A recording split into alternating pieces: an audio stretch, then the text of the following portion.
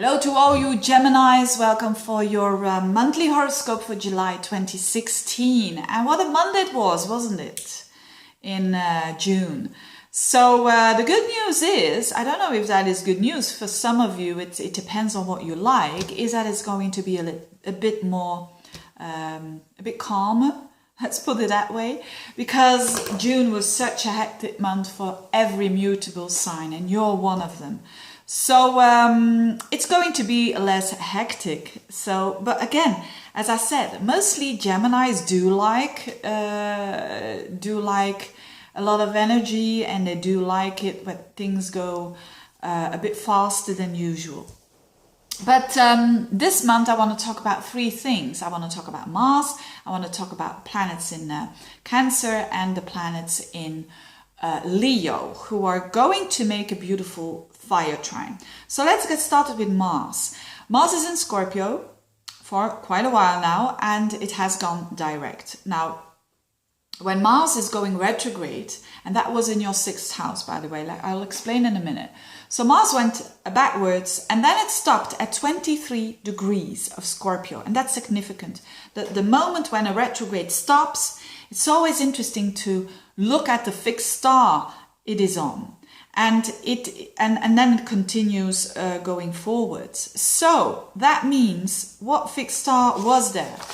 The fixed star is called Agena or Agena. I don't know the pronunciation. Agena.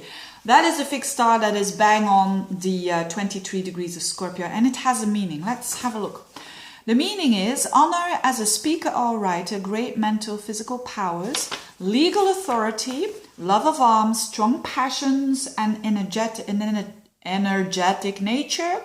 It has the flavor of Venus-Jupiter conjunction, which gives position, friendliness, refinement, and morality, health, and honor. So that's the meaning of that fixed star. And if you apply that on the 6th house, this is exactly what's happening for the Geminis. So the 6th house is about work and your day-to-day routines and your health, basically. It's also your pets, if you do have pets. And the things are happening, what I just mentioned there. So it's a very benefic fixed star. And so whilst Mars was going retrograde last month, you might have had problems there. You might have had problems and issues, because the 6th house is a house of problems. It's a house of fixing problems. Put it that way. That's more positive, isn't it? So it might have been a time where you had to fix a problem when it considers health, pets, or work. And now Mars goes forwards again, and you find like that passion there, which is emphasized even more with Scorpio energy, of course. And it's a very friendly energy. So even though it is Mars, let's say you had some discussions with colleagues, for instance, now this is going better because you have been through the pain. Because Mars cuts, and when it's in Scorpio, it cuts deeply. But sometimes we need a crisis to resolve it and to get to the truth. And that's what happened with you Geminis, for a lot of you, for those who work, or for, when it comes to your health as well. It might have been a period that when it comes to your health, that you saw that you had to cut with some bad habits, because the 6th house is the house of habitual actions. On another level, it could have been as simply as your administration that was in a crisis. So that you had to cut through these things of having a new habit when it comes to your administration. You know, we all have to do this every now and then, and it's going to help you more for the future to become more efficient, because the 6th house is a house of efficiency. Now, whatever it is, there's a friendliness going towards your way, and it is healing, because this Mars is trining Chiron, and Chiron is in Pisces, which is the healer, and that's your work. Again, Pisces is in the 10th house of work. If you're not working, it has to do with how you present yourself towards other people, how other people see you, let's put it that way, because the 10th house is like a second ascendant, you could say. So there is kind of a healing process going on, and people are going to see that. People are going to see that the things that you were struggling with, you went through it. That's basically it. You went through the pain, and now it's time to release it, and you will. So that's one very good energy, but on a level that is not really so upfront. I mean, it's not about the core things of your life. What else? A lot of planets in your second house, and that's good because that is about your self-worth, money, and it's Venus there, the Sun and Mercury. So although it does bump into Pluto and Uranus, which are a bit stressful aspects, you're not a cardinal sign. So that means it's not really that drastic for you, that energy. But especially with Venus there, it shows that you're gaining your values back when you have lost them. And it's so difficult, isn't it, to regain your confidence. And it is a time in July to do so. It can also mean that you're gaining a bit extra money, you know.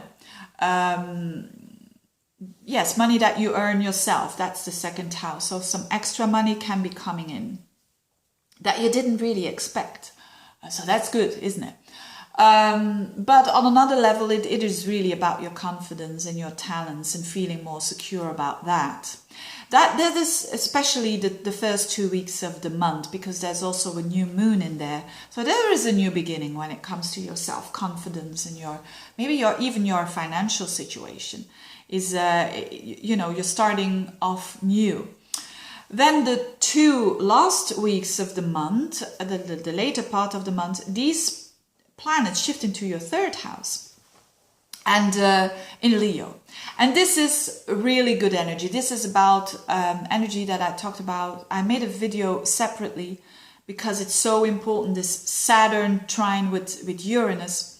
And now these planets, Venus and the Sun and Mercury, your ruler, which are in that Leo house, are bumping into Saturn and Uranus in very nice aspects. And what does it say? It says beautiful communication. Strong communication that is stable, but that is also fresh at the same time. It's good for studying. Whatever you're studying, it's good for teaching. It's good for doing short trips. Make a short trip, if you can, of course. You're going to benefit so much because you're going to love it so much, and you're going to do things that you really, really love to do.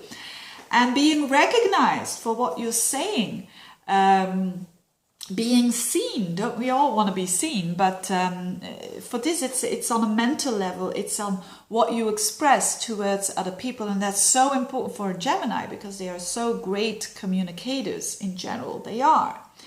So a totally different month, you see, in general, of course, but not a bad month at all for you Geminis, especially the later part, because Leo and Gemini goes very well together because it's air and it's fire, and that goes very, very well. So a lot of busyness during the later part of the month, but in a very nice way. The communication is strong, it's stable, and at the same time it's very innovative, almost, you could say. So if you're having a new project or something when it comes to work, please do go forwards with it because you're going to be recognized for it. Having said that, I wish you a very good month, you dear Geminis, and thank you for listening, and see you next month. Bye-bye.